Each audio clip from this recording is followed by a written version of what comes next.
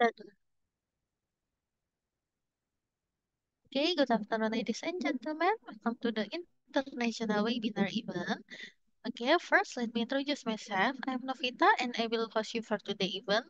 Now let me welcome our special guest for today. Welcome to the Honorable First Speaker, Mr. Migunani M.Kom, as the Head of Information System Department from STEKOM University Indonesia.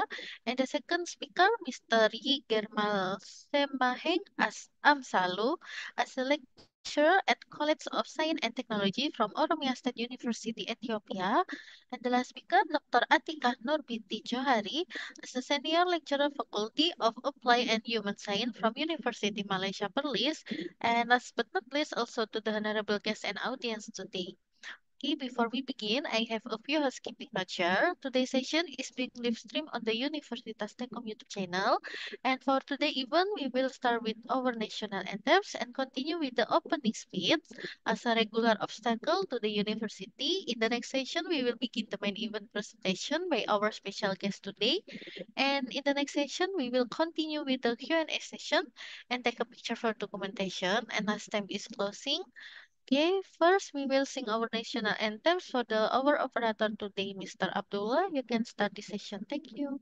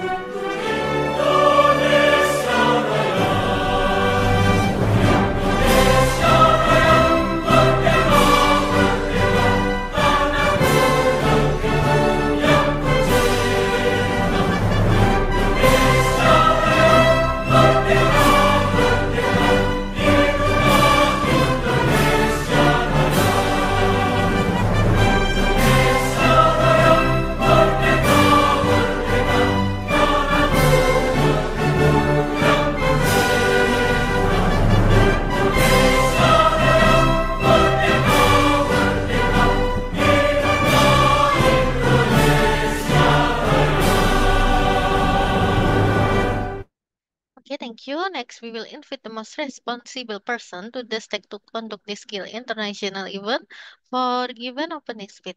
Yeah, for Miss Risma Nurhapsari, the time is yours. Thank you. Okay, thank you, Miss Novita. Do you hear me now?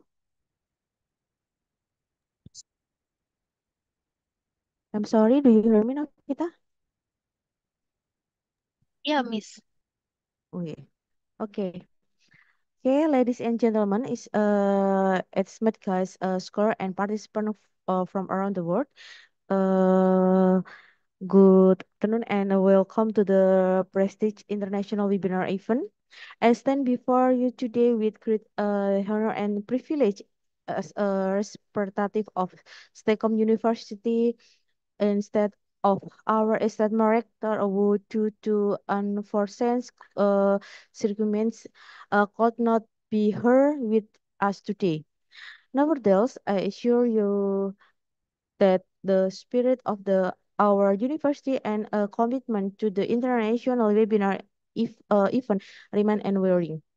Today we gather her virtual from the across the globe unit by a common purpose to engage in meaningful dialogue, share knowledge, and foster collaboration on zero trust architecture, rating IT security in perimeters less world. a topic of paramount importance today. Despite the physical distance that spark use, the digital realm has brought us together in a way that trust can broader. Uh, this is a testament to the power of technology and importance of continuous learning and global connection. I want to thank all the participants, districts and speaker and the organizing commit for your dedication and enthusiasm in making this event a reality. Your presence here demonstrate your commitment to advancing knowledge and addressing our world's challenge. Throughout this webinar, we have the privilege of hearing from the expert and thought leader who will share their insight, experience, and expertise on zero trust, articles rating, IT security, and parameters work. Please actively ask question and engage in discussion to maximize this valuable opportunity. As we continue today's discussion, let us remember that exchange ID and collaboration across project is essential to finding innovation solution to global issue. Let us harness to collective with some of these diverse audience to drive positive change in our respective field. In closing, I want to reaffirm our commitment to participate and education, cooperation, and international understanding that bring us together today. Let us honor test participate by active engaging in upcoming sessioning and for giving you connection that will endure beyond the convenience of the virtual event. Thank you for the attention. Without further delay, let us pick the international webinar Zero Trust Access Rating IT Security Environmentalize the World. I'm confident that our shared pursuit of knowledge no paths. Thank you, Miss Novita. Okay, thank you so much for your contribution, Miss Risma. And then we will go to the next session. Okay, and we, for our audience, if you have any question for the speaker, please add them to the chat or you can raise your hand, and we will able to answer some of the during the Q&A session after the presentation. And today's session, each presenter will have about around 30 minutes for the time presentation. Now let me welcome our first presenter, Mr. Migunani, as Head of Information System Department from STEKOM University. The time is yours. Thank you.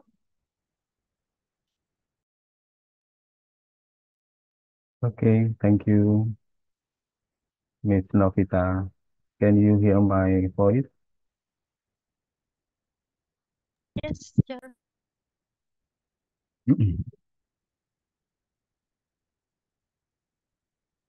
Good morning or afternoon, everyone. Let me to introduce myself. I'm Migunani, lecturer from STEKOM University. I'm the head of the Information System Undergraduate study program. It is a great honor to be here today as we dive into one of these topics, shaping the future of cybersecurity, zero trust architecture, and how it compels us to rethink IT security in perimeter network. As organizations move to the cloud, adopt a hybrid work environment, and embrace digital transformation at unprecedented speed, the traditional security model are becoming outdated. The once clear and well-defined perimeter that surrounded corporate networks no longer exist. This shift leaves us exposed to a myriad of threats, but external and internal, that challenge conventional method of safeguarding data and infrastructure. Zero trust is not just a buzzword, it is a paradigm shift. It forces us to assume that no entity, whether inside or outside our network, is inherently trustworthy. Instead of assuming trust based on location or network, Zero Trust mandates continuous verification, least privileged access, and constant monitoring to ensure that only the right people, right device, and services have access to the right resource at the right time. Through this presentation, we will explore the principle of zero trust, why traditional perimeter-based defenses no longer suffice, and how adopting this architecture can enhance organization resilience in an increasingly complex threat landscape. We live in an era where the stakes are higher than ever and cybersecurity needs to evolve. I hope today's webinar will provide with a fresh perspective and insight and how to secure environment in a world where the perimeter no longer exists. Thank you for joining us today, and I look forward to engaging informative session.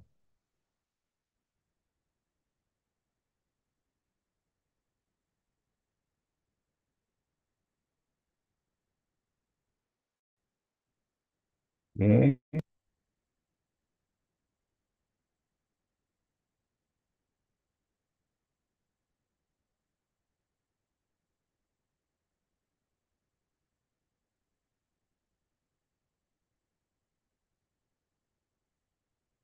Okay,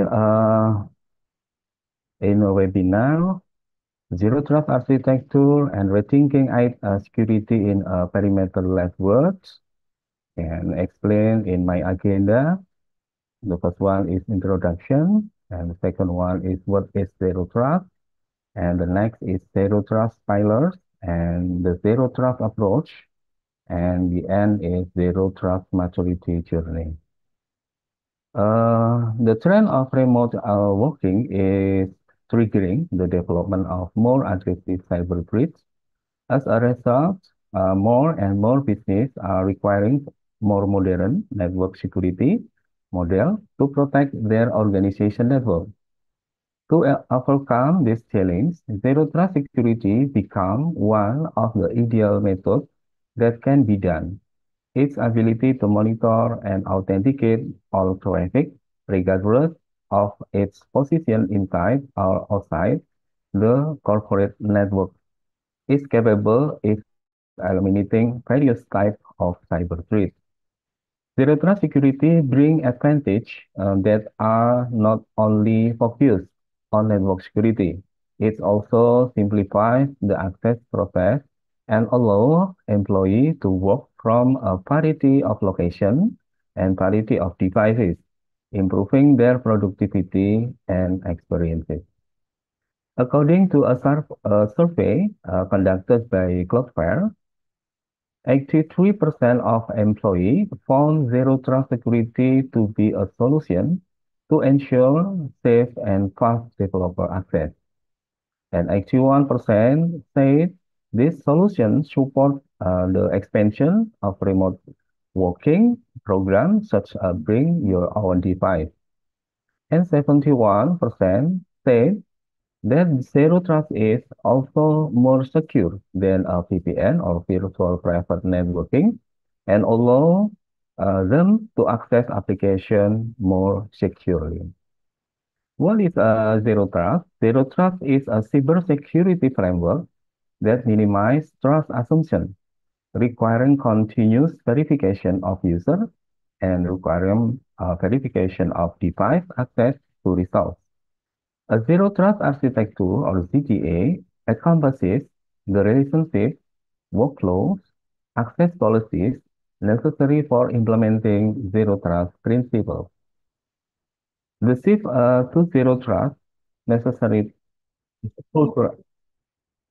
The shift to Zero Trust necessitated culture change within organization, moving from perimeter-based security to a more granular identity-centric approach. Zero Trust Security is an IT security method that uses strict identity verification for every person and devices that try to access resource and on a network, regardless of their position inside or outside the network perimeter. Zero Trust does not apply the concept of trust. This, this does not make the system easy to trust. Instead, the solution eliminates trust. Simply put, if you want to compare with traditional IT networks that entrust anyone in their internal, Zero Trust Security actually does not trust anyone and anything. This is a Zero Trust pillar. The Zero Trust pillar represents a gradient of implementation across five distinct pillars, in which minor advancement can be made over time forward optimization.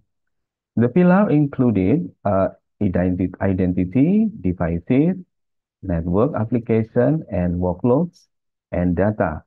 Each pillar includes general detail regarding to the following cross-cutting capability. That is the visibility and analytics, automation and orchestration, and governance. How to effectively implement and manage zero trust security. Business need to know a number of zero trust frameworks. Here are some of them. The second one is recognize identity. Zero Trust can know who will access the network, as well as having the recognize the identity of the accessor in detail. In the second one is device verification. Zero Trust is also capable of varying devices and making data access requests to browser and enterprise application, for example. Data protection. Zero Trust can also protect data from unauthorized movement where this solution uses automatic classification method and encryption processes and direct threat detection. And the next is monitor application. Zero Trust can access and configure from the application to ensure security with policies that have been set. In addition, the solution can also monitor the behavior of the application to prevent it from various suspicious links. And the next is infrastructure security. Zero Trust can perform infrastructure setting and configuration in the best way, especially on security. In the next is encryption of internal communication. Finally, Zero Trust will also not miss the device used in the internal network to be trusted easily. This solution will encrypt internal communication and restrict access based on policies and even implement microsegmentation and direct threat detection. In the Zero Trust pillar, this model reflects the seven tenets of Zero Trust.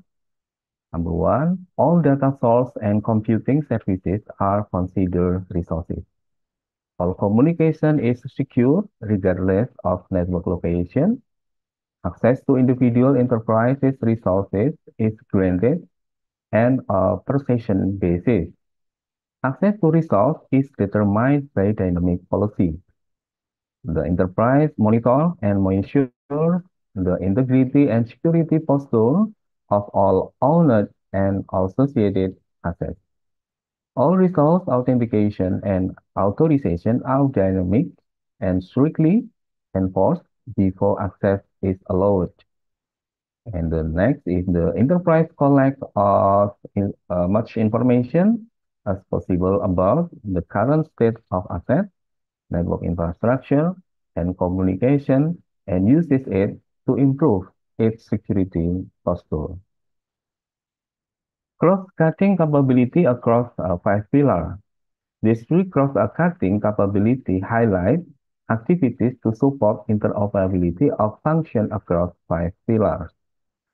The number one is visibility and analytics. Visibility refers to the observable artifact that result from the characteristic of an event within enterprise-wide environment. The focus on cyber-related data analysis can help inform policy decisions, facilitate response activities, and build a risk profile to develop proactive security measures before an incident occurs.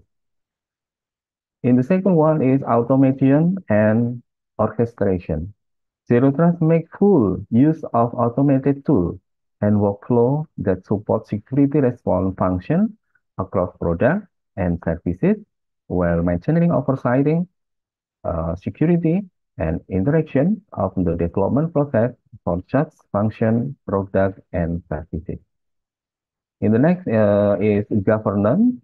Governance refers to the definition and associated enforcement of agency cybersecurity policy, procedure, processes within and across pillar to manage agency enterprises and mitigate security risks in support of zero trust principles and fulfillment of federal requirements. The zero trust approach. Feasibility informed policy is the one of zero trust approach. Provide as much intelligence and insight as possible to people administering the technology in order to produce informed policies. In the second one, trust is neither binary nor permanent. Continually reassess the posture of our users, devices, and applications and adjust your trust accordingly. Be prepared to respond to events that rise the risk level by containing newly discovered threats and vulnerabilities. In the third is of ownership is not a control. Validate and extend trust to device, application, and network that you don't own or manage from BYOD. Bring your own device and IoT, Internet of Things, device to SaaS and public cloud computing.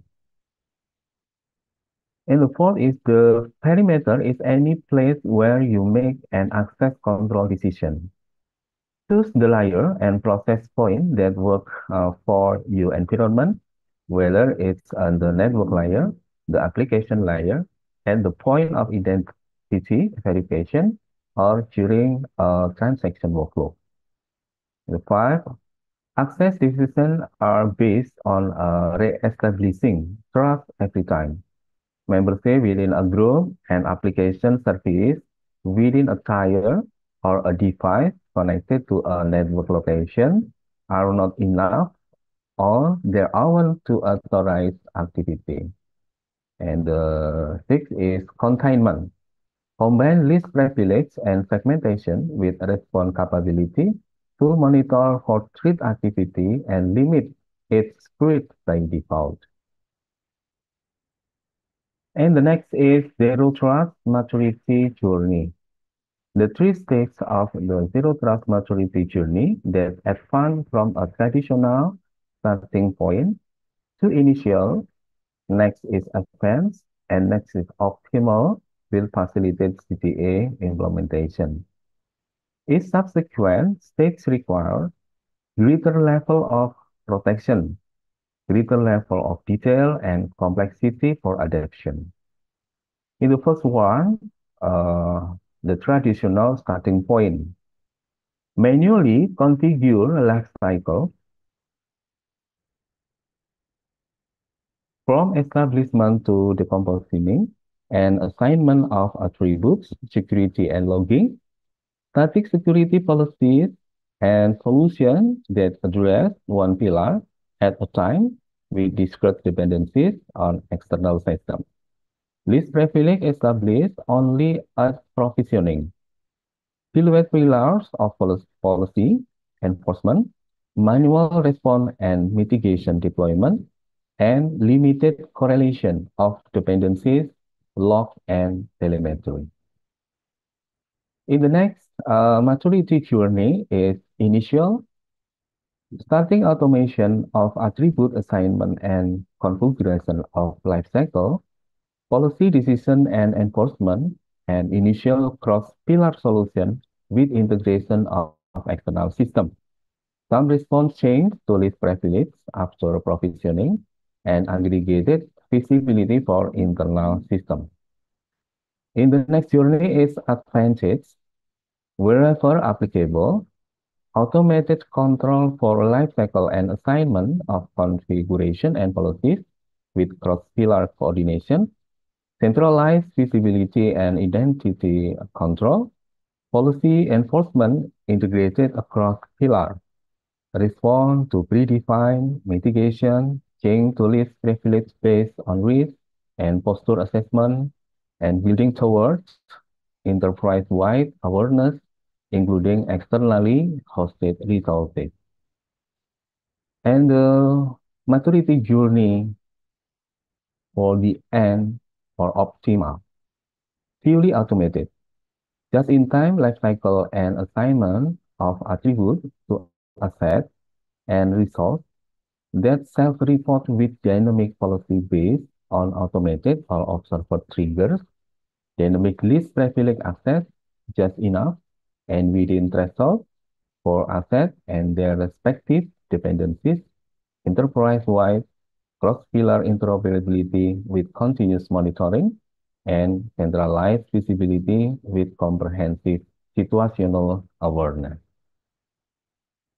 This is a journey of maturity, trust, zero trust method. The first one is a traditional. Identify, define, network, application, and workflows and data. This is a component in PTA.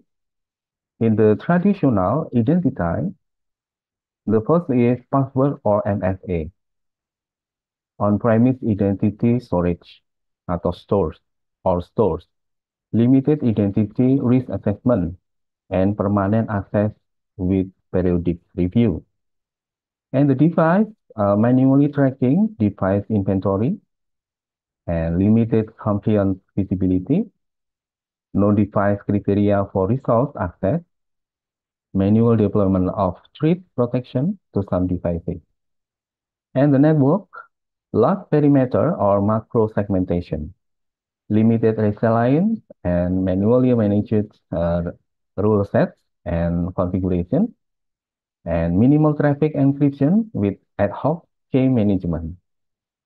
And for application and workloads component, mission critical application accessible via private network, protection have minimal workflow integration, and ad hoc development, testing, and production environment. And from data component, manually inventory and categorize data, on-prem data store, static access control, and minimal encryption of data at rest and in transit with ad hoc key management. In the next journey is initial. For identity, MFA with password, self-managed and hosted identity stores, manual identity, risk assessment, and access expires with automated review. And for devices, all physical assets tracked, limited device-based access control and compliance enforcement, and some protection delivered via automation. And for network, large initial isolation of critical workloads, network capability manage availability demand for more application, and dynamic configuration for some portion of the network, and encrypt more traffic and formalize key management policies. And for application and workload for application in the network, in the initial journey is some mission critical workflow have integrated protection and are accessible over public network to authorized users. Formal code deployment mechanism through CI or CD pipelines, and static and dynamic security testing prior to deployment. In the initial journey is the journey for data. There is a limited automation to inventory data and control access. Begin to implement a strategy for data categorization. Some highly available data store, encrypt data in transit, and initial centralized key management policies. In the next journey is advanced for identity, phishing resistant MFR, consolidation and secure integration of identity store, and automated identity risk assessment for identity, need or session-based access. For device components, most physical and virtual assets are tracked, enforced, compliant, implemented with integrated threat protection, and initial resource access depend on device posture. And for network, extended isolation and resilience mechanism, configuration adapt based on automated risk-aware application profile assessment and encrypt applicable network traffic and manage issuance and rotation of key. And for application and workload, as the journey advance, most mission critical application available over public network to authorized user and protection integrated in all application workflows with context-based access control. And the next is coordinate team for development, security, and operation. And for data, in the advanced journey, automated data inventory with tracking, consistent, tiered, targeted categorization, and labeling, redundant, highly available data store, static DLP, automated context-based access, encrypt data at rest. And the next is optimal journey for this method. For identify, continuous validation and risk analysis for identity, enterprise-wide identity integration, and tailor as needed automated access. And for device, in the optimal condition, is continuous physical and virtual asset analysis, including automated supply chain, risk management, and integrated threat protection. And resource access depends on real-time device risk analytics. And for network, distributed microperimeter with just-in-time and just-enough access control and proportionate resilience. Configuration evolves to meet application profile needs and integrated best practices for cryptographic agility. And for application and workloads of data application, application available over public network with continuously authorized access, protection against sophisticated attacks in all workflow, and immutable workload with security testing integrated throughout lifecycle.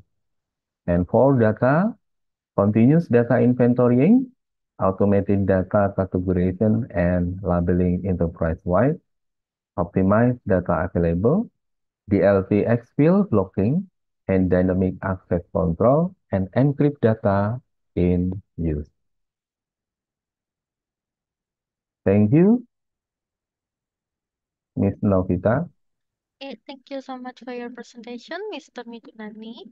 And then we will go to the second speaker, Mr. Yigermal, Semahegn Amsalu.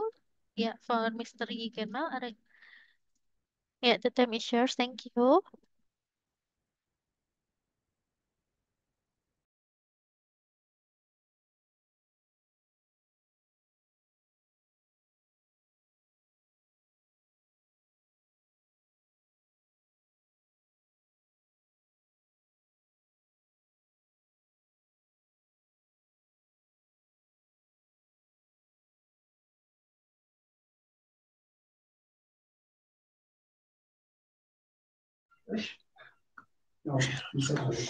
Are you?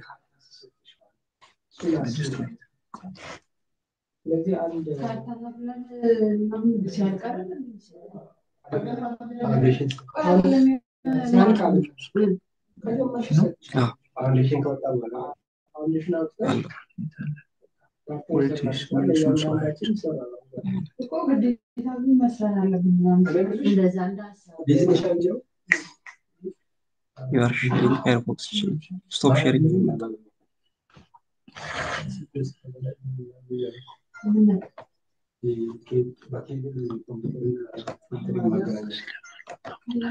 Gak bicara bos. Nah, sekarang. Sekarang.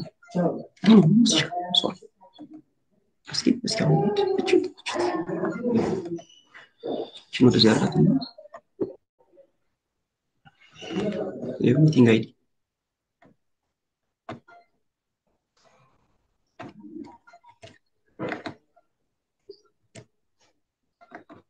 Casa password.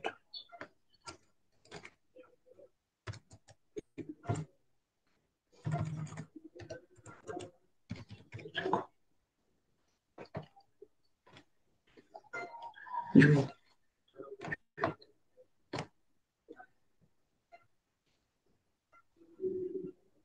Join.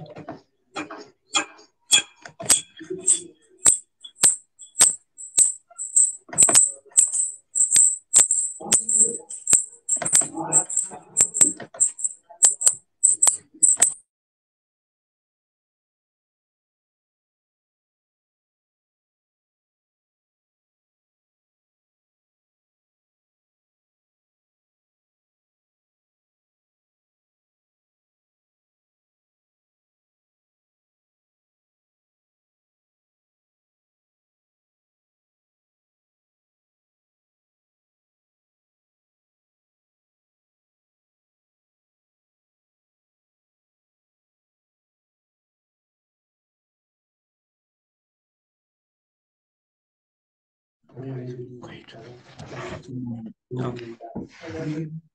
Okay. Can you hear me?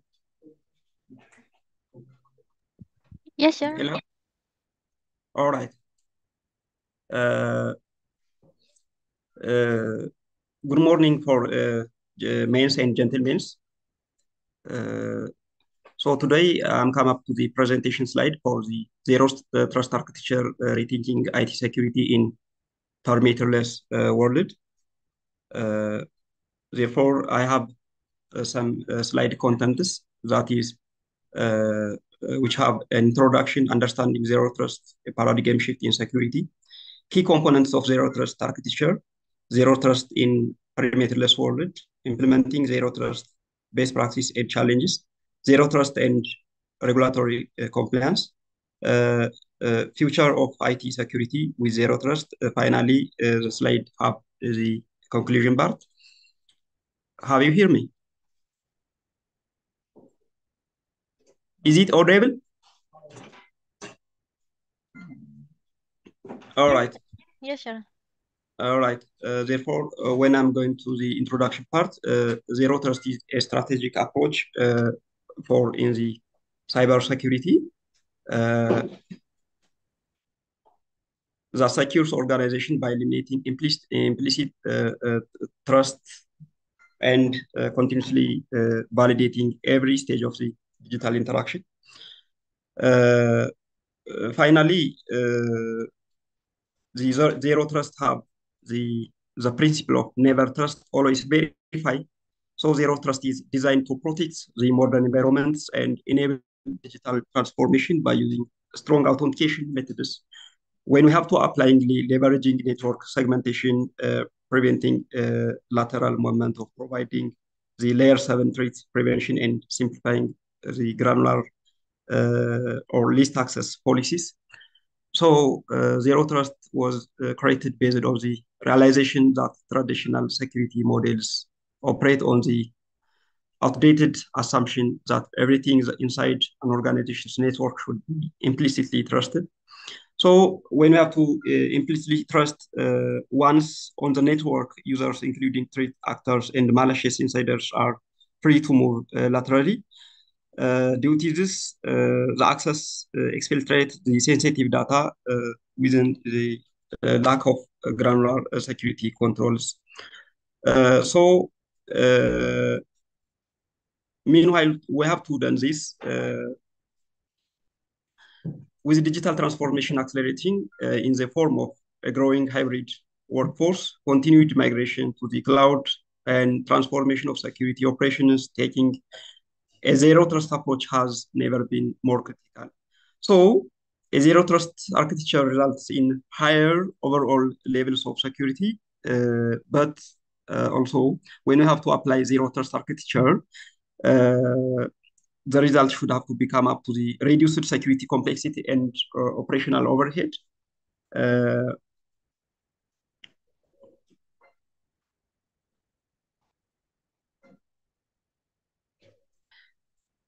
We have some steps from step 0, visibility and critical asset identification. In zero trust architecture, one of the first steps is identification of the network's most critical and valuable data, assets, application, and services.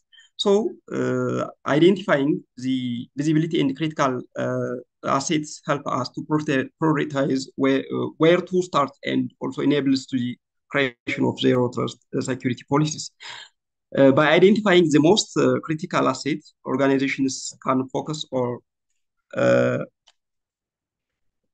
right. Focus on the efforts to prioritize and protecting those assets as part of their zero trust journey.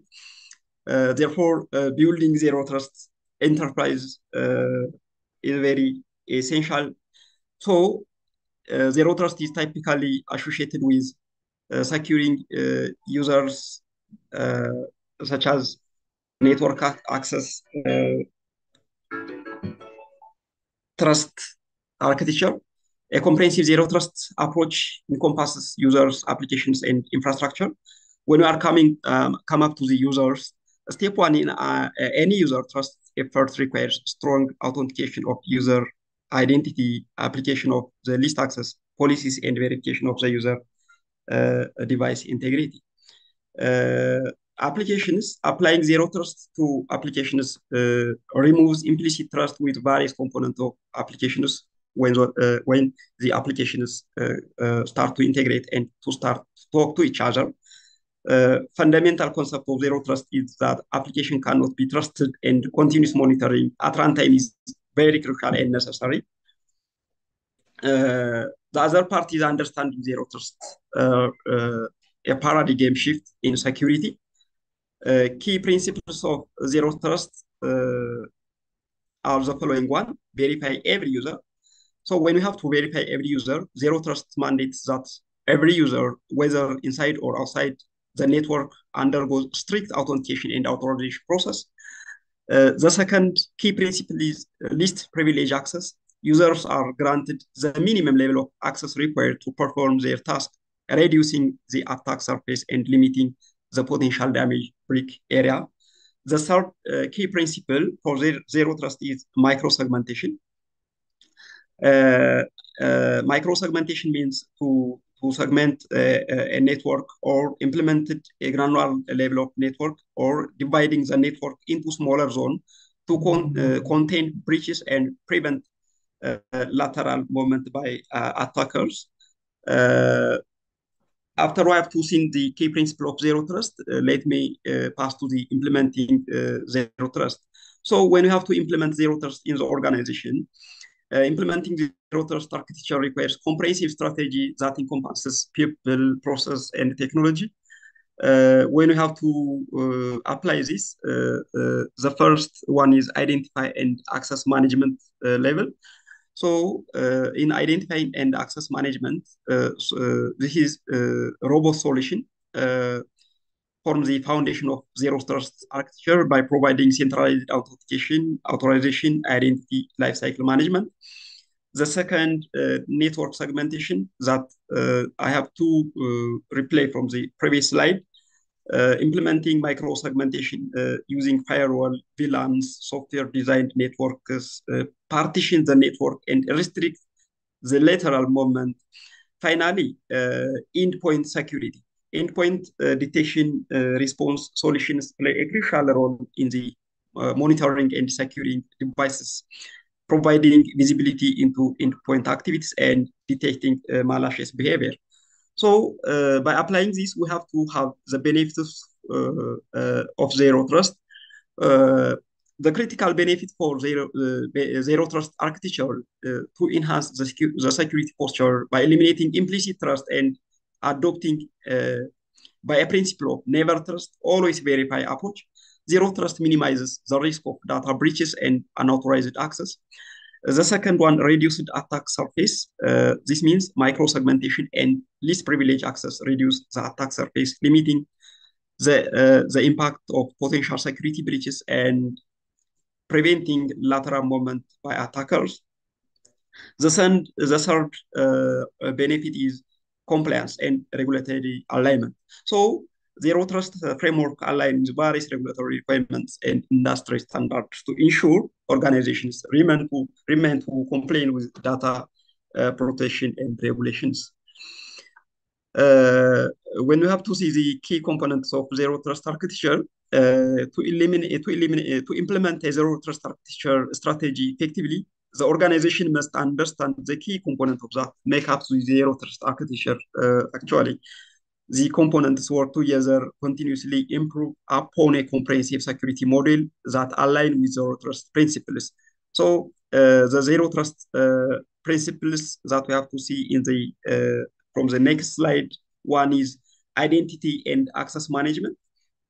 Here, identity and access management form the foundation of zero trust architecture by providing robust user authentication and coarse-grained access control mechanisms.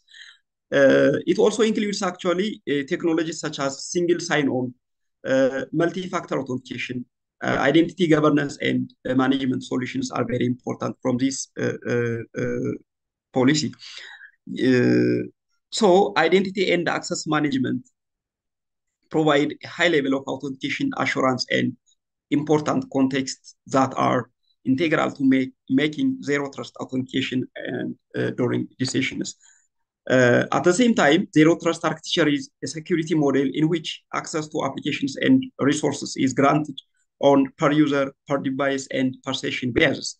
This helps to protect organizations from unauthorized access, even if users' credentials are compromised. So the second principle, secure access service edge. Secure access service edge is a new approach to network security that virtualizes, combines, distributes networking and security functions into a single cloud-based services. So secure access service edge provides secure access to applications and resource regardless of the user's location. The third one is data loss prevention. Data loss prevention technology can help organizations protect sensitive data from the unauthorized disclosure. So data loss prevention is a solution to monitor and control data in motion or at rest. This helps organizations to define and enforce policies that prevent data related to security events, helping to ensure that sensitive information remains to protected through the network. Securing information and event management. Security information and event management is a solution to collect, aggregate, and analyze security event logs from various sources across an organization infrastructure. So we can use the data to detect security incidents, facilitate incident response, and provide insights into potential threats and vulnerabilities. Then enterprise resource ownership catalog. This opens a proper grant access to enterprise resource. An organization must have a reliable system that catalogs these resources and importantly, who owns them. This source of truth needs to provide workflows that facilitate access requests, the associated approval decisions, and regular attestations must be conducted. In time, the source of the truth will contain the answer to who can access what within the organization. Such kinds of questions should have to be answered. we can use the answers, the both authorization and audit and compliance also. Undefined, unified endpoint management. In addition to strongly authenticating the user, zero trust architecture must also consider the healthy, the posture, the state of the user's device to assess whether corporate data and resources are secure. A unified endpoint management platform provides the following capabilities. One is device provisioning, ongoing configuration and patch management, security, baseline, telemetry, reporting, device cleansing, and retirement. Policy-based enforcement points. In zero trust architecture, access to each resource should be explicitly authorized by gating policy-based enforcement point. Zero trust in permissionless world.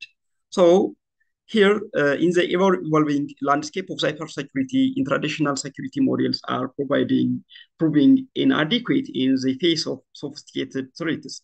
So the rise of remote work, cloud computing, interconnected ecosystems has blurred the boundaries of the traditional network perimeter.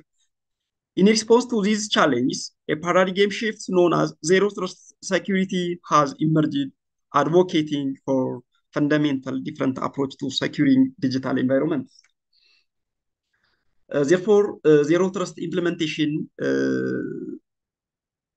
involves a policy of never trusting and always verifying the authenticity and privileges of devices and users, no matter where they are in the network.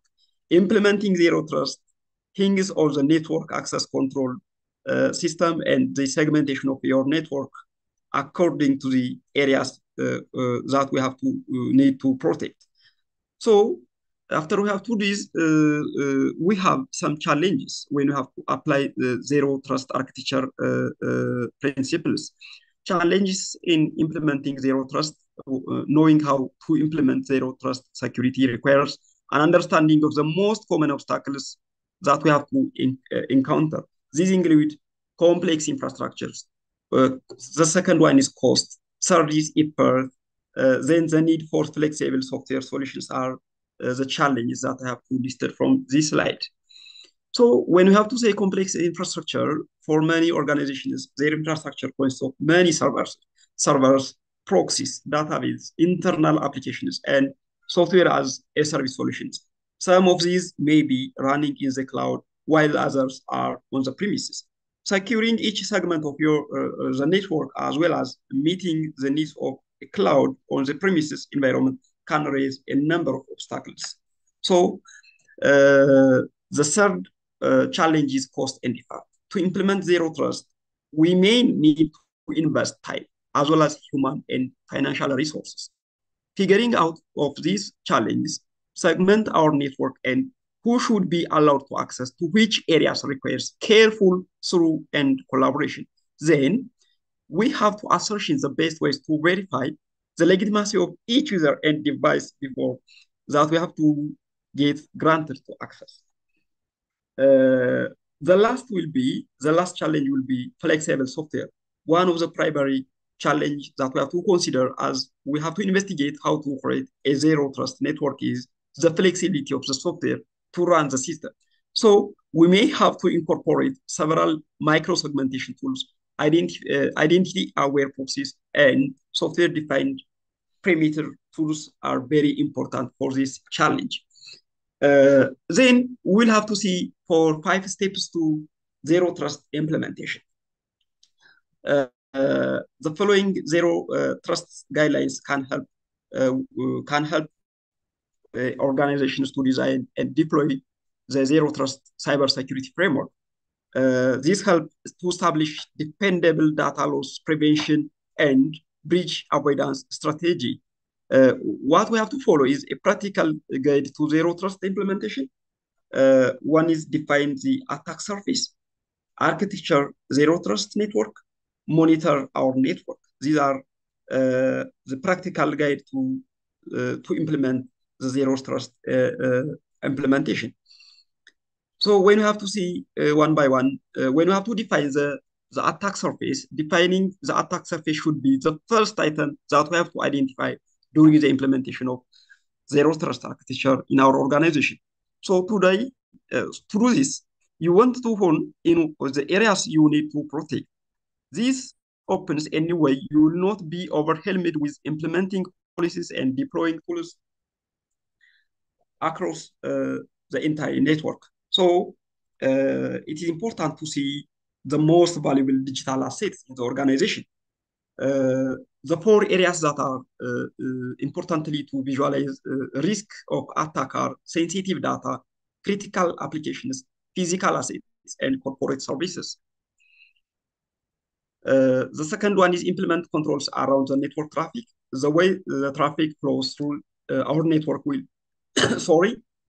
will often a pivot on the dependencies each system uses. Example, many systems need to access a database holding customer, product, or service information. So requests therefore do not simply go into the system. Rather, they have to be routed through a database containing sensitive and delicate information and architecture. By understanding this, we will have to see the details that help us to decide which network control to implement and where we have to position them. The third one is the architecture of a zero trust network. Zero trust network is designed around our specific areas of the network to protect surface. There is never one size first all solution. In most situations, our architecture may begin with the next generation firewall, which can act as a tool for segmenting an area of our network. Also, at the same point, we will want to implement multi-factor authentication to ensure users are thoroughly vetted before being granted to access. The last, create zero trust policy. After we have to implement architecture of the network, the zero trust network, we will want to design our trust policies. This is the most effectively done using what is known as Kipling method. This involves asking who, what, when, where, why, and how for every user, device, network that wants to gain access. When you have to apply these questions, we'll have to get the correct answer to create a zero trust policy in the somewhere organizations. Monitor our network. Monitoring our network is a very important activity on our network, can alert us to potential issues sooner and provide valuable insight for optimizing the network performance without compromising security. Using reporters, we'll have to use reporters when we have to attempt monitor our network, reporters, analytics, and logs will be one of the activities that we have to conduct. So zero trust and regulatory compliance. The compliance and zero trust security are two fundamental principles in cybersecurity that significantly enhance organizational security. Compliance focus on the adherence to regulatory standards and laws, mitigate the risk of data breaches and penalties associated with the non-compliance. On the other hand, zero trust security operates on the never trust, always verify principle, eliminating trust from organization's network architecture. So implementing these principles offers numerous benefits for the organization. So zero trust security adds an extra layer of protection assumption. No user system is trustworthy regardless of their location as well as the usage network. Building blocks of the compliance and zero trust security. So zero trust security serves as the bedrock of the robust cybersecurity framework. Compliance is key component, ensure adherence to regulatory standards, thereby reducing legal risk and enhancing corporate reputations. Therefore, the integration aligns with the principle discussed in unveiling the concept of compliance and zero trust security, establishing holistic approach to cybersecurity, balance regulatory requirements with proactive treatment and mitigation should have to be conducted. So the backbone of compliance are preventive controls, applying preventive controls such as access controls, encryption, proactively deter potential threats. The second one is detective controls, including intrusion detection system and regular audits, identify and respond to security incidents. The third one is corrective controls like backup and recovery procedures, restore systems to post-security incidents. Best practices for ensuring compliance and zero trust security. To ensure compliance and zero trust security, a proactive approach is very essential. Begin by conducting comprehensive risk assessment to identify vulnerabilities and align security measures with regulatory requirements. So the key practices that we have to include are continuous compliance monitoring, implement real-time tracking tools to promptly address compliance gaps, automated audit. Automated audit minimizes human error and ensure regularly lists privilege access, grant users minimal access necessary for their roles. With regular privilege reviews and updates should have to be incorporated. Multi-factor authentication also essential, and it adds extra layer security to verify authorized access.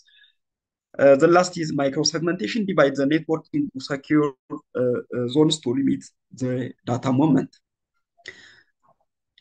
Finally, future of IT security with zero trust. In the dynamic realm, cybersecurity, the future of zero trusts unfold with promises and challenges. In the part of zero trust series, we explore the insights from the industry experts, that intersection of trust and security and chart course of the evolving landscape of the digital defense should be incorporated.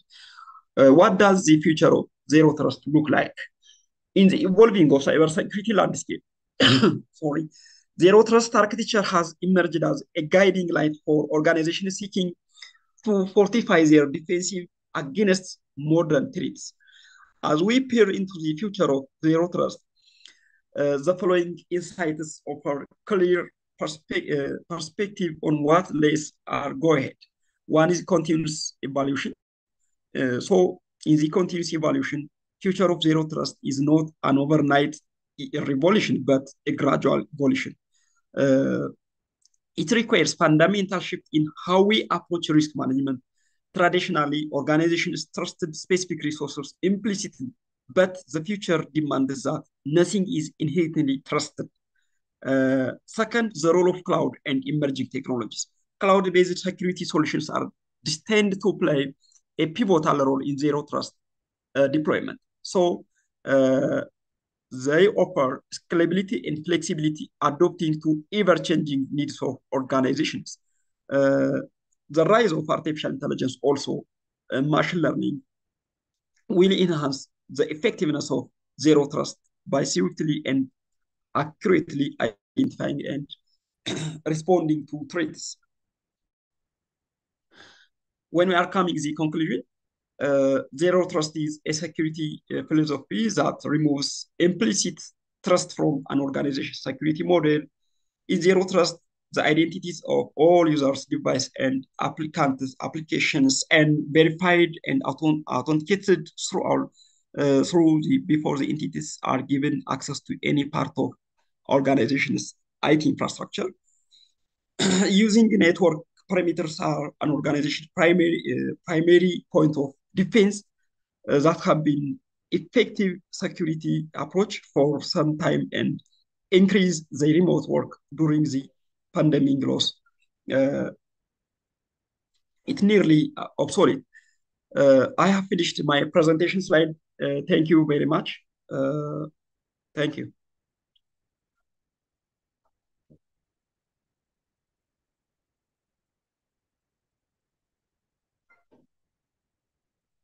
Okay, thank you very much for your presentation, Dr. Yigermal.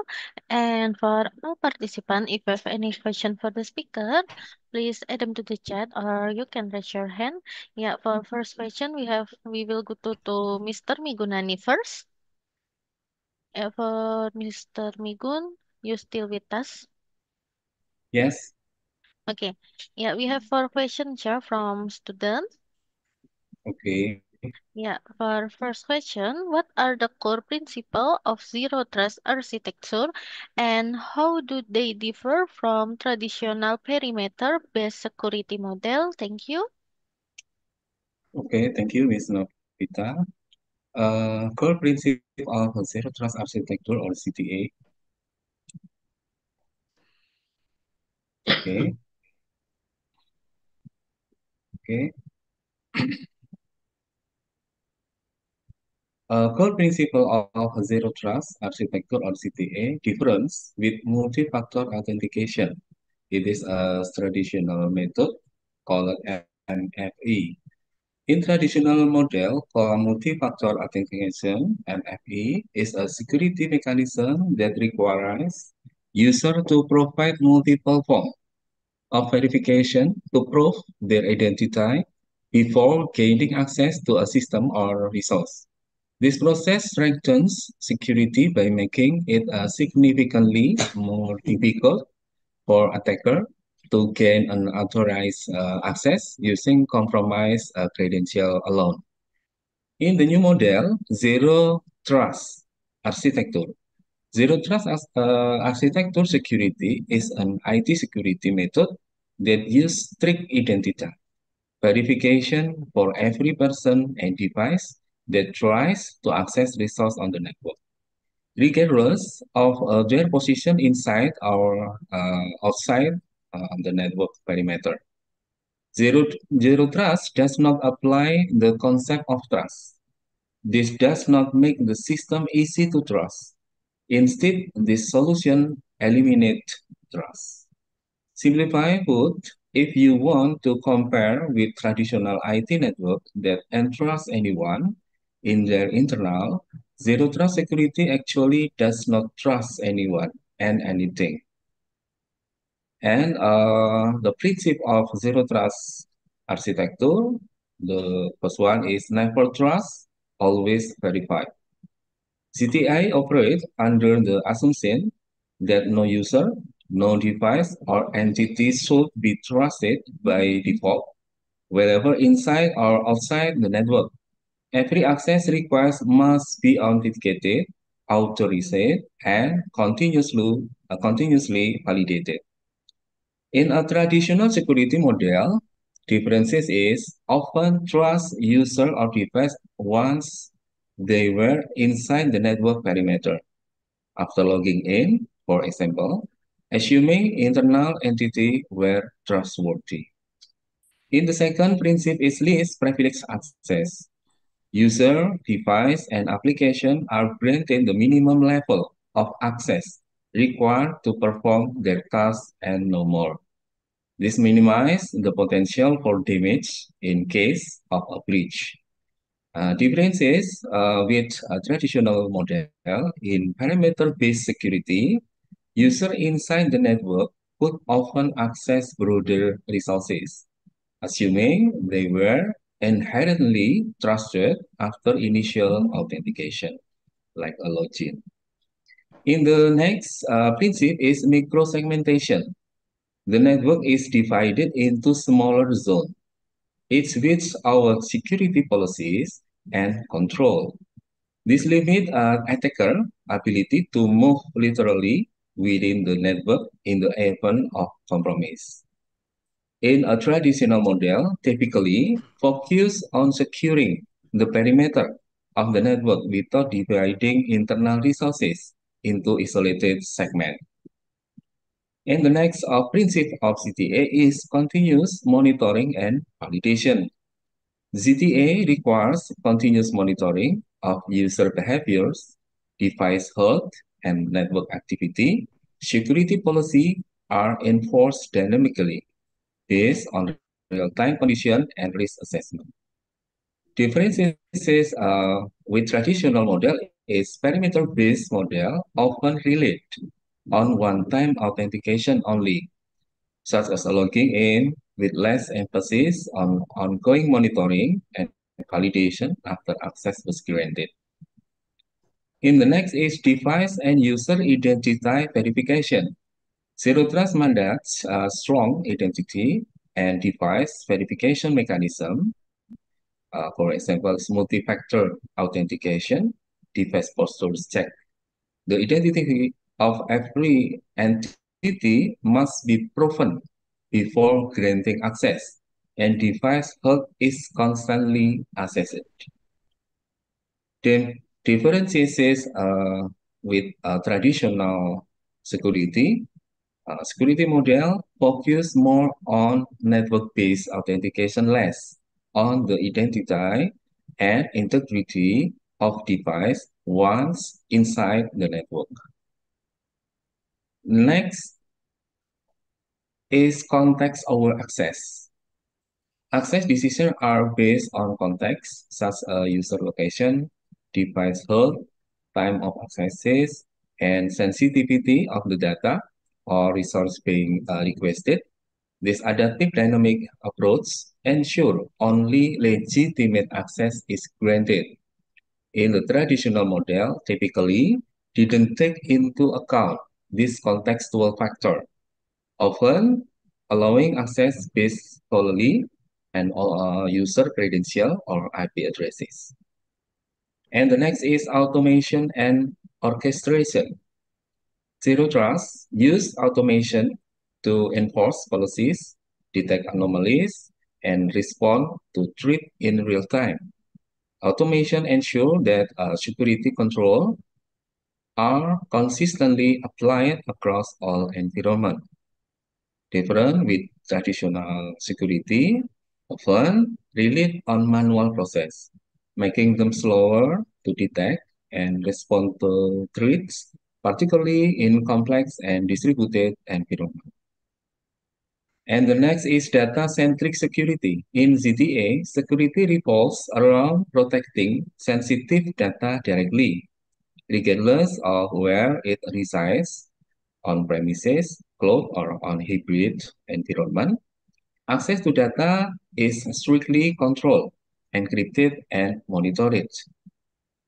Different with a traditional model, perimeter-based model often focus more on protecting network boundary and endpoint, with less emphasis on securing data is it moves across different environments.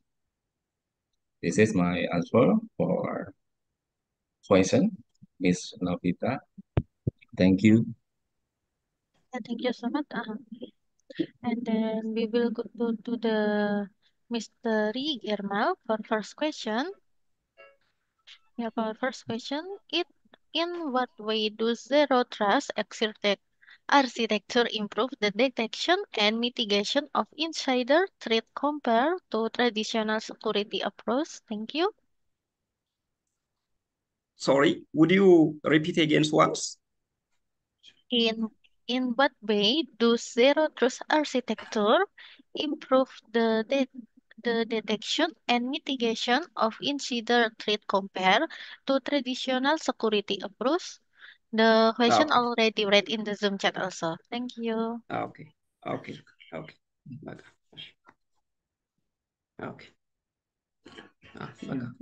Baga.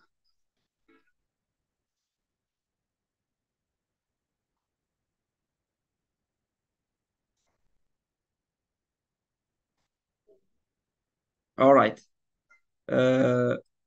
In my opinion, the organization will have to apply zero trust architecture in order to enhance the organization's security. One is the organization should have to be implement controls around the network traffic. Second is create a zero trust policy by define the attack surface.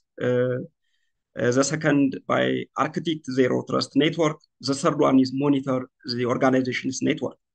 So when we have to define the attack surface, organizations should be the first job or task should be identify zero trust checklist. Second is the organization to have areas to protect. This way, the organizations will become overwhelmed with implementing policies, deploying tools across the entire network. When the organizations do the attack surface identification, organizations will emphasize the following four areas. One is four area to identify the areas that are very sensitive attack types like sensitive data, critical applications, physical assets. Corporate servers should have to be identified by the data center security policy in the organization. Second, the organization should have to implement controls around the network traffic. So when the organization attempts to implement the controls around the network, the traffic flow through the organizational network will pivot dependencies. Therefore,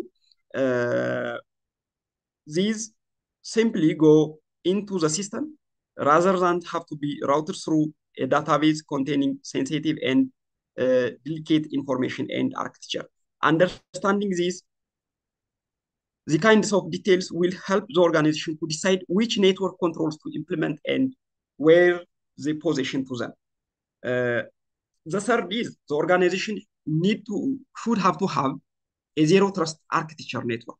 Here, a zero trust network architecture is to design around our specific protect to surface, never one size fits all solution.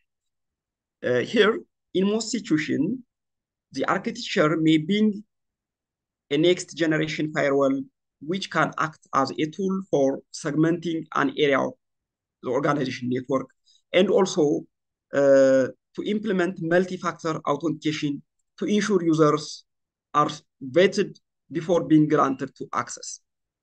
The last, the organizations need to be create zero trust policy. After the organization creates a zero trust policy, the architecture of the network will want to design the trust policies. This is the most effective than using what is known as the Kipling method that I have to presented in before. This involves asking who, what, when, where, why, and how for every user, device, and network that wants to gain access. Therefore, in my opinion, these four key principles are very important to implement the zero trust architecture in the organization. Thank you.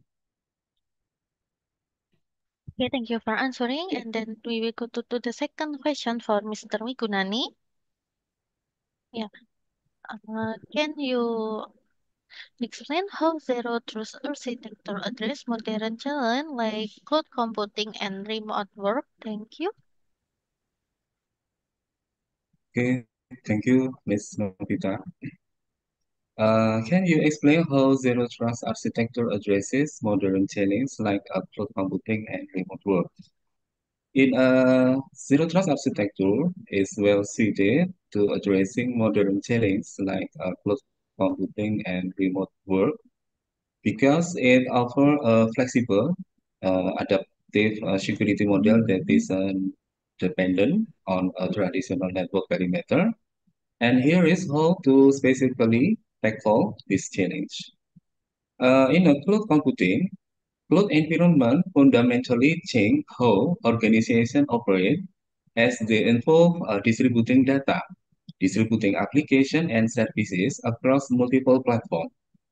Traditional perimeter-based security model struggle to protect assets in the cloud because there is no single network boundary to defend. Zero Trust offers several advantages in cloud environment is the first one, perimeter-less security model. In the cloud, there is no clear perimeter, and resources are split across various public, private, and hybrid cloud environments. Zero Trust is designed to operate in a perimeter-less environment by focusing on securing individual assets like a data, application, and users, rather than the network boundary. And the next is a dynamic access control. In a cloud environment, resource can scale up or down dynamically, and Zero Trust uses adaptive access control mechanism that evaluate user and device contact in real time. For example, user can be granted temporary access to specific cloud resources based on their role, based on the location, and based on the device posture. And the next is micro-segmentation of cloud resources. With Zero Trust, cloud environment can be segmented into smaller, isolated zones, limiting access to specific services and reducing the risk of lateral movement if an attacker breaches one section of the cloud. This ensures that even if one area is compromised, it doesn't affect other cloud resources. And security multi-cloud and hybrid development or deployment. Zero Trust provides a unified security framework that can be applied across multiple cloud providers and hybrid environment. It is ensure consistent security policies are enforced no matter where the data or application are hosted, wherever on premises or in the cloud. On the remote network has become more common, especially in the wake of global shift toward distributed workforces. Traditional security model relied on employee being physically present in an office or environment office where they could be protected by corporate firewall and centralized security tool. In Zero Trust addresses the challenge of remote work in the following ways. The first one is secure access from any location. Remote worker connect from various locations like home, working space, or while traveling, often using personal devices.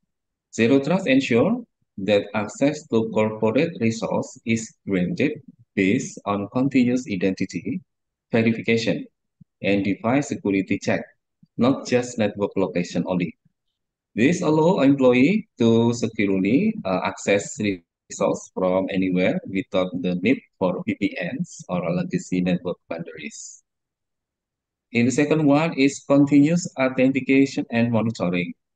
In a remote work environment, user behavior can be monitored in real time using zero trust principle. This includes verifying credentials through multi-factor authentication of MFA, accessing device health, for example, checking if the device has up-to-date security patches, and detecting any anomaly in user behaviors, such as accessing system in unusual time or from unexpected location. And the next is last privilege access for remote user. Zero Trust ensure remote workers only have access to the resource they need to do their jobs and nothing more. This minimizes to attack surface by enforcing strict access control even when employees are working from unmanaged or less secure environment. And the next is a secure collaboration tool. As remote work often involves the use of cloud-based collaboration tools, for example, is file sharing, video conferencing, and all. Zero Trust help secure this interaction by encrypting data and ensuring that access to sensitive file and communication is controlled and monitored. This is our answer in the second question, Mr. Miss, Miss Yeah, Novita. Thank you. yeah. Thank you so much for Mr. Migun, and we we continue with the three. And last question for Mr. Migunani. We have our third question. What role do identity, I'm sorry, what role do identity and access management system play in implementing a zero trust model? Thank you. Okay, thank you, Ms. Novita. Uh, Access management, IAM. IAM is a identity and access management system play a crucial role in the implementation of zero trust model, as identity verification and access control are at the heart of zero trust security principle. In a zero trust environment, access is determined not by network location, but by continuous verification of user, device, and other behaviors. IAM system enable the key processes that support these principles. Here is breakdown of how IAM system contribute to a zero trust model. In essence, IAM system provide the core foundation for identity verification, access management, and continuous monitoring in a zero trust architecture. They centralize identity management and access control.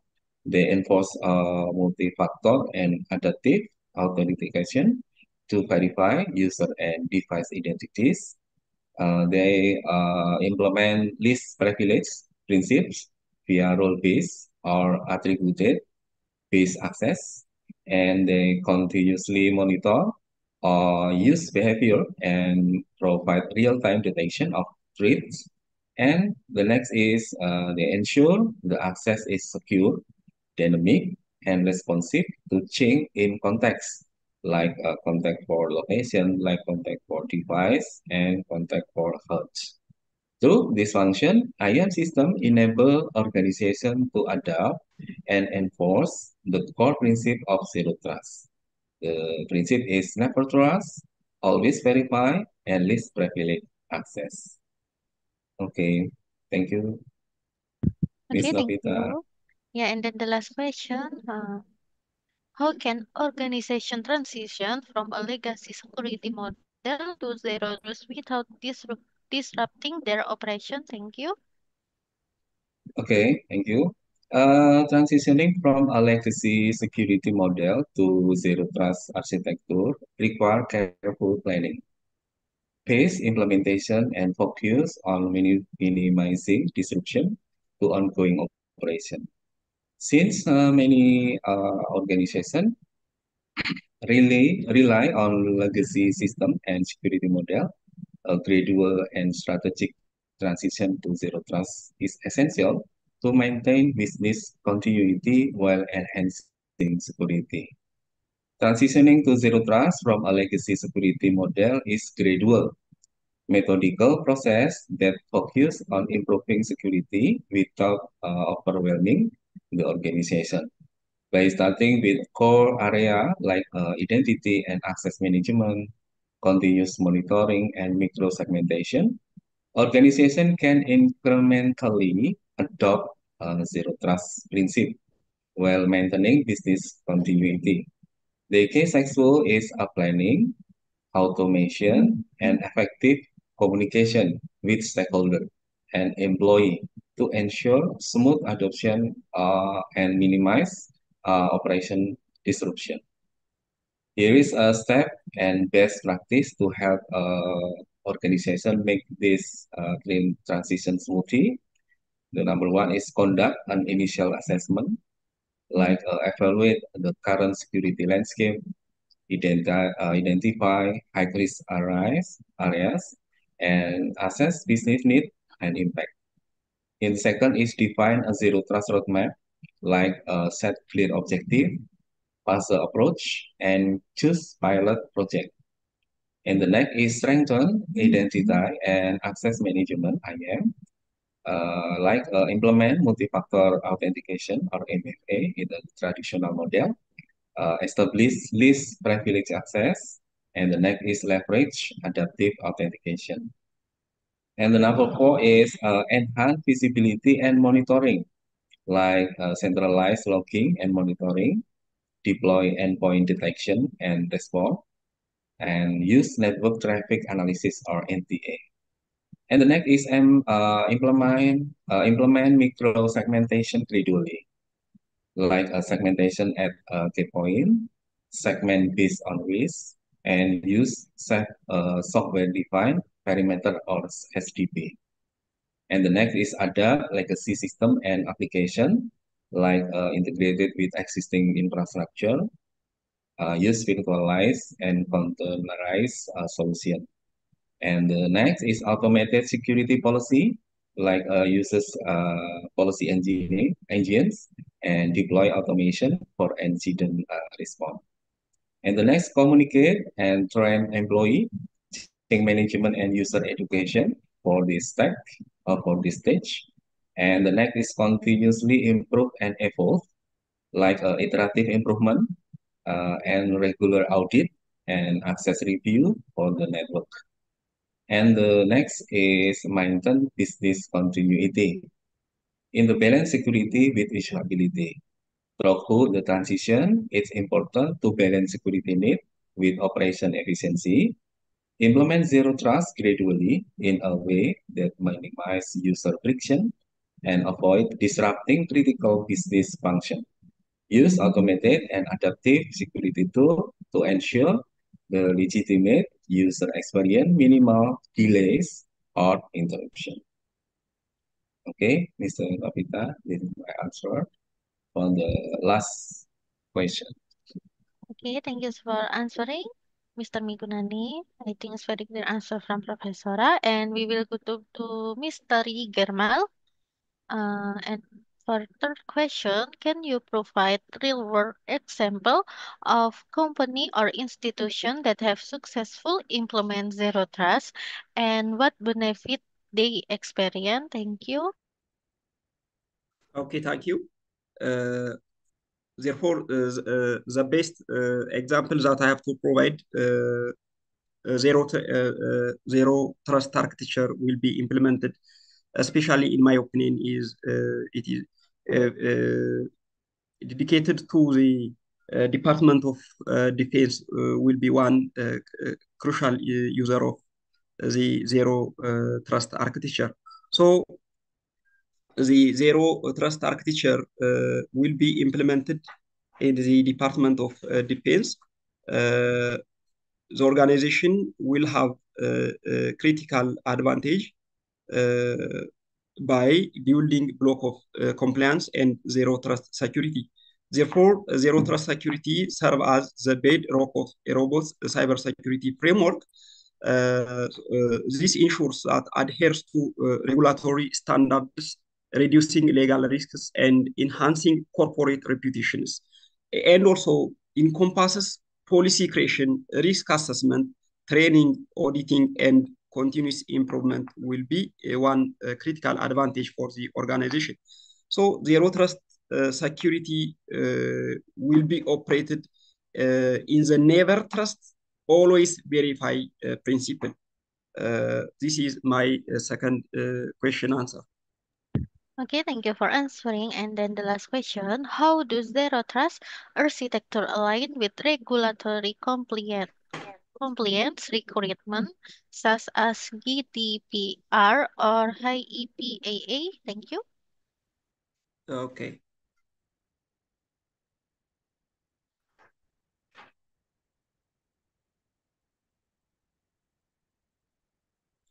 All right.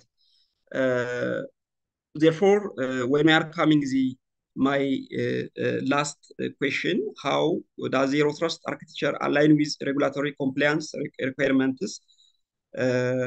So the zero trust requirement will be aligned if the following key practices are included or adopted. One is continuous compliance monitoring. This means implementing real-time tracking tool, applying real-time tracking tool to promptly address compliance gaps. By applying automated audits, this means minimizing human error and ensure regularity. The third one is least privilege access. That means grant users minimal access necessary for their roles with regular privilege reviews, and the reviews privilege reviews should have to be updated daily. The third one should be multi-factor authentication. So the zero trust architecture will be aligned if we have to apply the fourth practice, that is multi-factor authentication. This add an extra layer of security to verify authorized access. The last will be by applying micro-segmentation. That means divide the network into secure zones that to limit the movement of the data. Thank you. Okay, thank you for answering. I think it's very clear answer from Professor. Yeah, before we close this event, for participant, please open your camera. I will take a picture on the count of three. Okay, 1, 2, 3. Okay, another one. 1, 2, 3. Okay, thank you for your cooperation. Finally, we come to the end of webinar today. We would like to thank you for all the speaker for the wonderful information and sharing your knowledge. We hope this information will be beneficial for our participants. At least we hope to have more collaboration in the future. The webinar for today and here. We hope to see you soon. Thank you and have a nice day. Goodbye. Yeah, thank you, Miss Novita, audience.